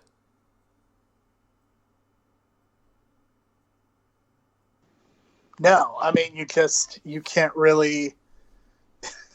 that story is just so Paul Heyman. And he puts a spell on people, and he's just one of those guys that is always around and is always able to keep himself relevant. And that the fact that, he's been in wrestling for 40 years at this point, almost 40 years. And I mean, you could see why, just with his behavior, regardless of, what has happened to him, he always is able to just rise up and make himself relevant again. And that's been a consistent part of his story, going back to his time at WCW, rotating between being an announcer and being a manager, going to ECW first as a manager, then becoming kind of the booker. And then, when ECW was on its deathbed, jumping ship, going to WWE and kind of being off and on with them. But he's been such a focal point for the last 35, 36 years. And yeah, I mean, the fact that, I don't know how much he has to do with the negotiating of Brock Lesnar's contract, but I mean, he deserves that 10 to 15%, right? Goddamn right. Like, whatever you think of Brock Lesnar, Paul Heyman getting him that sweetheart deal, I mean, give the man some credit. I mean, you know what? I mean, it might be Paul negotiating that deal, but obviously a lot of it is Brock and what he wants to do. And with that contract, you look at that, and you got to admit, Brock Lesnar, one of the smartest men in professional wrestling. Yeah. He's up there. I mean, he's either the smartest man or he's listening to very smart people and thus is smart by osmosis. Exactly. I'm not convinced that Brock is all that smart, but he listens to the right people. I don't know. When it comes to that contract stuff, man, I mean, you got to be smart on some level, so that's all I'm going to say. Yeah, I mean, you do. And yeah, I mean, his intelligence is never down. His wrestling ability is very much in doubt, given his 2-minute specials. But yeah, I saw that ESPN, I guess, is going to be airing a bunch of Brock Lesnar matches, and I'm like, well, that'll be a fun 20 minutes. What are they going to do for the rest of the day? Yeah. I actually think the Brock Marathon is all UFC stuff, though. So. Oh, okay, fair enough. But still, I mean, yeah, it's a. You know what though? I mean, he getting paid. I'm not gonna hate him for it. Not gonna hate him for that. But yeah, so New Jack is found not guilty, and yeah, I mean, New Jack's career just was very strange in ECW because he was never really a top guy, but he was also pretty over. So he was always kept around for a lot of tag team stuff, feuding with Mustafa, feuding with Vic Grimes, and that is the next big New Jack incident, right? Yeah, and that's the thing. Like, after the Kulos Mass Transit thing, New Jack admits during this he becomes a severe coke addict and just keeps doing stupid shit in his life, which is the perfect segue to the Vic Grimes angle. And do you remember Vic Grimes was actually signed by WWE, by the way? I do not remember this. All right, so they're in the 90s. Jim Cornette gets sent a tape of Grimes and his opponent doing this feud in APW. They get scheduled for a dark match before an episode of Raw, and they actually both get signed. Grimes gets sent to Memphis to train because he's not a very good professional wrestler. He's basically a stunt dude. And then he eventually debuts in 1999 under the name Key. And he was portraying a drug dealer character hanging out with Draws and Prince Albert that feuded with the Godfather. Godfather got injured as the feud started, and Grimes was then taken off TV, sent to ECW to get work in, and then later released. But yeah, this dude was actually signed, and at the time, from what I remember in The Observer and stuff, the hope within WWE was that Vic Grimes could become a Mick Foley-like character. That obviously didn't happen. I mean, I from an aesthetic standpoint, I can see it, but I mean, you are never going to get a Mick. I mean, Mick Foley is, I think, even more so than just about any other wrestler they've had. Mick Foley is once in a three, like, you won't see somebody like Mick Foley for 3 generations. I mean, he is very unique. He is, and yeah, that's one of those guys you can't recreate, because a lot of what made Mick Foley into Mick Foley was his personal struggles and everything he was willing to do and his love for wrestling. And not everybody has that. You know, that not everybody can connect with a crowd like he eventually did. But the Vic Grimes thing is, him and New Jack were feuding. Vic Grimes apparently almost blinded New Jack in a match. Like, almost broke his orbital bone. So New Jack was looking for a receipt, and they built to this giant scaffolding match. Ridiculously high, ridiculously dangerous looking scaffolding gimmick. And New Jack, during this match, tasered Vic Grimes. And he tosses him off the scaffolding, allegedly supposed to be landing through a table. He kind of doesn't hit the table, he more hits the ropes and ricochets onto the table, but he was so close to missing the ropes and hitting the floor that he could have killed a man. And it's an insanely scary visual, even watching it back today. Yeah, and it should be mentioned that this took place in XPW. ECW, I believe, was either dead or dying at this point, so they were not able to, quote-unquote, capitalize on this big rematch. So this was done in an even more dangerous environment. If you ever want to watch a very bad wrestling promotion, just watch XPW. XPW was like a copy of a copy of a copy of ECW. So, I mean, it's really, really, really bad. And, of course, when ECW shut down, they started booking all of the ECW talent on their shows, New Jack being one of them, and they built to this match, and New Jack, I mean, this is the kind of shit that should have gotten him arrested. I mean, tasering somebody, I mean, you're not doing that with consent, and then tossing him, almost murdering the man by throwing him and almost him hitting the floor. I mean, it's really harrowing, and this to me is much worse than the mass transit incident. Yeah, well, that's the thing. People are going to think that sounds really weird, but the mass transit thing, you're cutting the guy on the forehead. Now, granted, theoretically, he could have bled to death when he cut the arteries. But there's a big step from cutting someone's forehead and arteries to throwing them 25 feet possibly to a concrete floor. And I think that's your main point, which I kind of agree with, because it's like, yeah, I mean, he was so close to not, like, staying in the ring.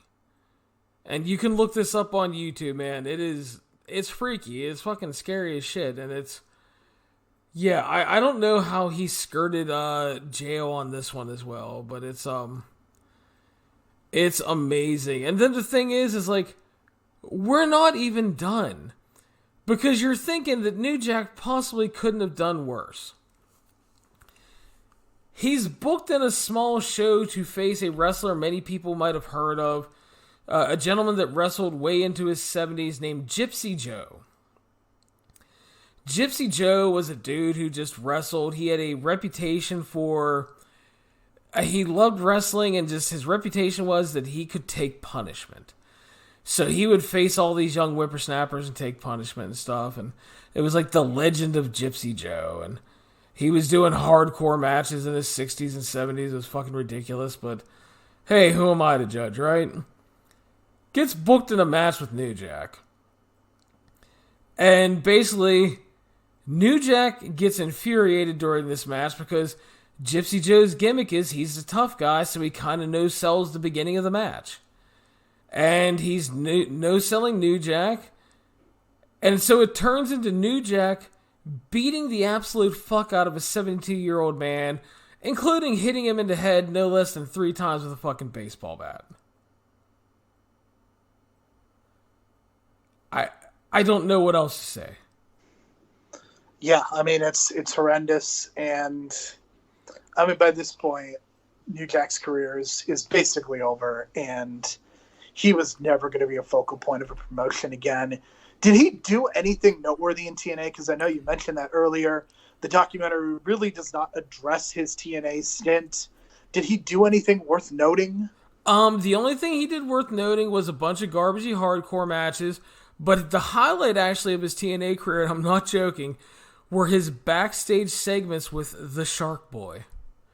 Shark Boy was enamored with New Jack and wanted to be his best friend, so they would play board games and shit backstage and chess, and this led to a match where New Jack was in a hardcore match, and Shark Boy ran out to save him and threw him those giant green Hulk hands, which led to amusing shenanigans with New Jack using the Hulk hands in his match. But that was probably the most wholesome portion of his career. The only wholesome portion of his career, possibly. I mean, it wasn't anything good, but it was at least amusing in that kind of like, oh, this is kind of sweet and different thing on the show. But no, he didn't really do anything important in TNA. He was basically an older, toned-down New Jack, and yeah. Yeah, and I know that the documentary tries to make the case that hardcore wrestling was becoming a bigger and bigger thing as far as those early 2000s, and I don't know if I necessarily agree with that wholeheartedly. I definitely think that it was becoming more excessive, and the CZWs and IWA Mid-South doing their deathmatch tournaments. But I mean, to me, it's always kind of been a niche thing, even more so these days. I mean, certainly a Cage of Death is going to draw its fans, and the Tournament of Death draws its fans, but I don't think it's ever really been all that mainstream. And, you know, I think someone like New Jack, unfortunately, was never going to get opportunity. He was going to get a very limited amount of opportunities, like doing the stuff that he was doing in TNA, because he just wasn't very good. And, you know, by the end of his run, he's wrestling in front of 30 people against Hunter Red, and this is kind of the final incident that they talk about. I was greatly amused that they talked about that this promotion had momentum, and then they cut to the video and there's like 30 people there, and it's like, this is like every other Florida independent promotion that I've ever watched, including FIP. Are Florida promotions just doomed to draw 30 people? I think so. I mean, that's yeah. So we go ahead to 2004, and this is the Hunter Red thing, and he's working for this fucking small-ass promotion here in Florida. And yeah, it is amusing, as Jerome said, because they have the dude that ran it on there, and he's like, we were really picking up some momentum, so I brought in New Jack. And they're showing footage, and it's literally like 30 people, maybe generous. There's like nobody there, and New Jack is going to face a gentleman named Hunter Red, and they talked backstage early, and I guess Hunter Red kind of disrespected New Jack, so he didn't want to listen to him. And then they got in the ring, and Hunter Red stiffed New Jack a few times in his nose. So, of course, what would any rational human being do, Jerome? You get a Wolverine claw from out of your pants, and you repeatedly stab this motherfucker. Or at least that's what New Jack did. And Jim Cornette is watching. Well, not live, but they had Jim Cornette watch this. Yeah. And he didn't bury it, which is kind of in defiance of the character that he's been building up for himself in recent years. It almost came across like he was defending New Jack in some way, or at least found it amusing. Yeah, and that just goes to show you that Jim Cornette online and on his podcast is such a fucking gimmick these days. Yep. It's all a work. So this led to the police being called, New Jack being arrested for another assault charge, and New Jack claiming it as others, that it was unfair racial bias because he was basically tackled and they were like, get the black man, and stuff like that. And it's definitely something hearing him try to defend himself. It's like, you stabbed the motherfucker multiple times. And both things can be true. Like, he deserves to be arrested, but the cops can also be racist too. This is true, but I mean, and again, New Jack absolutely should have been arrested. So I think it's one of those things where two wrongs do not make a right, and there may very well have been two wrongs committed there. Yeah, but I mean, he kind of overshadows it. Like, the police were called and they were told to get the black man who stabbed the white guy, and it's like, okay, well, hang on. I'm not trying to dismiss that maybe the police were racist against you, but were you not a black man who repeatedly stabbed the white man in front of a crowd of people? Right. I mean, it is accurate, and it did not. Yeah, I don't know how many other black people were there, so that may have been a part of it too. Yeah, it's just, especially one walking around with a Wolverine claw. I'm not sure there are very many. Yeah, camouflage and a Wolverine claw. He was pretty well known, I'd say. Although in Florida, with all the meth, you never know. Fair point. This is a fair point. So then they're talking about how Hunter Red eventually went to visit him in prison and offered to drop the charges if New Jack would work an angle with him and work the loop around Florida so that they could make money. Which is so just a fucking professional wrestling business. Would they be working the Largo loop? Possibly. Got to get that in somehow, dude. I mean, maybe work that cool nightclub where CM Punk and Homicide had that fight. The stripper poles and shit. But, yes. So New Jack gets out of prison because he drops the charges. And then the first thing New Jack does is fucking hightail it out of Florida. He's done. Riding off into the sunset. He doesn't still wrestle, does he? Oh, Christ, I can't imagine. But now that you mention it, I'm going to look it up on the Cage Match. Because, I mean, he's obviously not wrestling for major promotions. But, I mean, I know he did an appearance in AEW at some point. I don't remember when that was, but... Yeah, I mean, it's pretty crazy to think about that this guy has just been around for such a long time. And he was featured in the Beyond the Mat documentary and he is infamous for the mass transit incident and the Vic Grimes incident and to a lesser extent, the things with Gypsy Joe and Hunter Red. And yeah, it's really crazy to think about that we're still talking about him in 2020 and that a documentary could be made about him.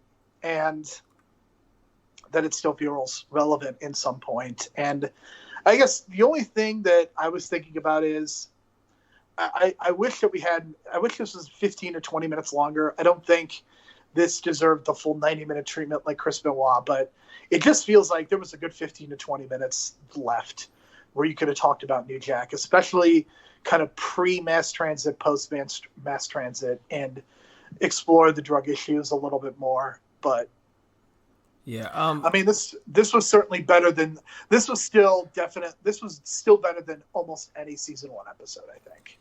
Yeah, he was working like through the 2000s. He was working pretty regular through about 2005. He lightened up a lot from 2006 on. Very sporadic in 2015, 16, 17. No matches listed on the Cage Match in 2018. And he worked a hardcore battle royal in 2019 as the last match they have listed for him. So I don't think he's worked obviously much here, and probably for good reasons, because taking all those balcony dives could not have left him in a good shape, plus all the drug abuse. Yeah, and we talked about CTE last week. I would imagine there's concussion issues with New Jack as well. Yeah, so I guess, you come to the end of this, and I agree with you. It would have been good to have a little more time. You kind of would like to see them get into a couple more things. It felt a little rushed at the end. The show is, I don't know any other way to put it, but New Jack is just a fascinating case study on what a bad background combined with drugs and the professional wrestling business can do together, because I think a lot of it plays into each other. I mean, obviously he had a very tragic background with his father being the way it was to his mother, and he gets into wrestling, which is not the most stable fucking profession in the world, and he becomes addicted to coke. He's drinking vodka all the time. I mean, he was drinking vodka during his interview. Yeah. And he even joked and laughed about it. He's like, drinking vodka now. So it's like, I don't know. It's like, I've heard stories that have said he's like a really nice guy. But, I mean, you watch this and you look at the mass transit thing, you look at the Gypsy Joe thing, you look at the Hunter Red thing, you look at the Vic Grimes thing. I think if you haven't followed wrestling at all, and I think you kind of watch this, you kind of walk away with the feeling that this dude's kind of an unprofessional piece of shit. I would agree. I mean, and that's just... Again, I'm sure there's a lot that leads into it, and I can't live the life of a black man and tell you I had to go through everything he went through, but I mean, there's just a lot going on there, man, and I don't know if people being racist to you leads you to drinking and doing drugs and then throwing people off scaffoldings and shit like that. You know what I mean? Yeah, I mean, there's this term that is microaggressions, and the reason that they're called microaggressions is because, like, being called something one time is not going to do something, but as it builds up, you know, that I think that is of a far greater concern. And there's also the stuff in his background with his mom and his dad does not sound like a very good person. So I'm sure that some of the violence comes from that part of it too. And who knows what kind of a neighborhood he grew up in and the kind of life. I'm sure he was not growing up in an upper class mansion or even a house. I'm sure that plays into it too. Not a lovely gated community? Not a lovely gated community or a gay community for AJ Styles. There you go. So, I mean, yeah, it's, again, like, I'm trying not to... I can't fully judge because I don't know, man. I can't live that life and everything, but, like I'm saying, if you're watching this from the outside and you don't know, especially, like, the professional wrestling business and how fucked up it is, you just walk away from this and it's like, my God, like, what kind of fucking person is this? Yeah, D'Lo Brown especially did not look comfortable talking about New Jack at any point. He really didn't. He was, yeah. I don't know, dude. It's again, like you said, it's a very interesting. Overall, it is well done. It came across a lot better than pretty much almost all the season 1 stuff. Again, we talked about, like, there's not a lot of great in season 1. Like, the Von Erich episode is very well done and things like that. The Gino one's pretty well done. But there's not a lot of great in that season 1. In season 2, it feels like you had that Benoit one, and now you have the New Jack one, and while obviously not on the same level, I think we can agree it is very well done. And I think the fact that we wanted a little more... Like, we wanted a little more in a good way. We weren't, like, pissed off, like, well, they left a bunch of shit out. It just felt like you could have told a little more story and gotten deeper into it. So I think that means it was kind of well done, making you want more. Yeah, I always would rather... Because there are some docuseries these days that just go way too long, and there's 6 episodes when they should be 3 or 4 and things like that. And I can bring up numerous examples. But, I mean... I think when you do a New Jack story, I think an hour would have probably been perfect, but I think it works. I think it functioned pretty well at 45 minutes too. And I think you learned a lot, and I think you definitely walked away with a greater sense of who he was. And, you know, I have a pretty good knowledge of New Jack, but even I learned some stuff. I learned that Mass Transit was doing the Massachusetts loop with a couple of little people, which I found to be utterly fascinating.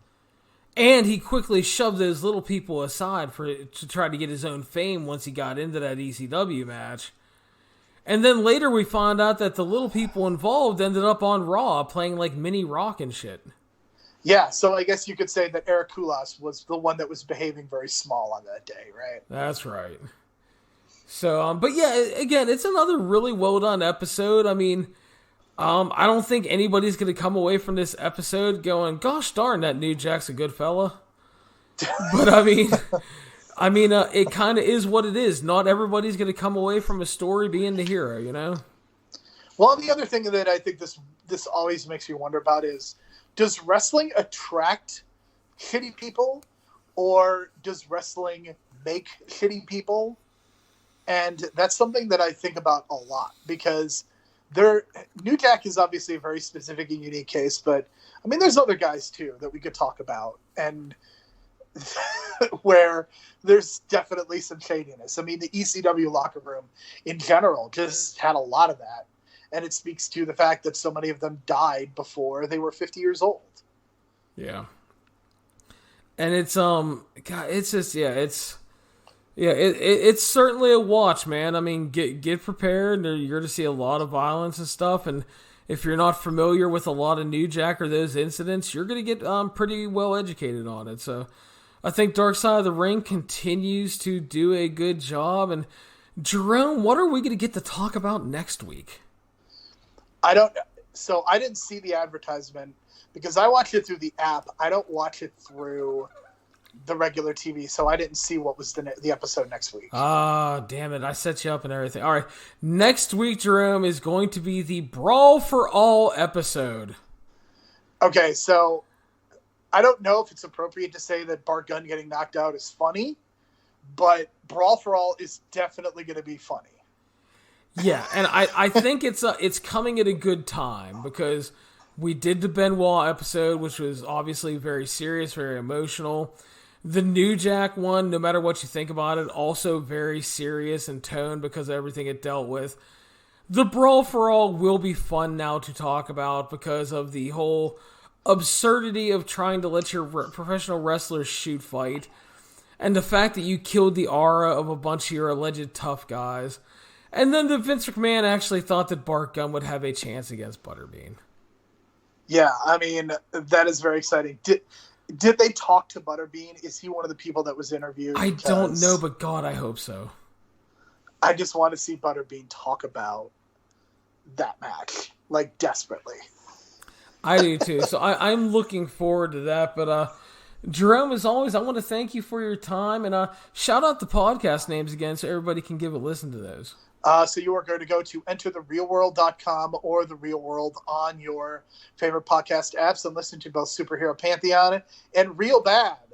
One about superhero movies, the other, of course, about the titular series Breaking Bad.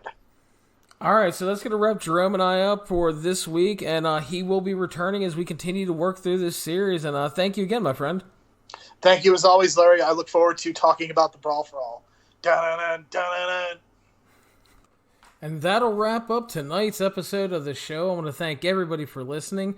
This has been the 411 On Wrestling Podcast. Please remember you can follow us on iTunes, Stitcher, Spotify, Google Play, YouTube, the 411mania.com website, and any major podcasting platform. Please make sure to subscribe to our show, share us around on social media, and if you have time, leave us a 5-star review on the podcasting platform of your choosing. Stay safe, everybody.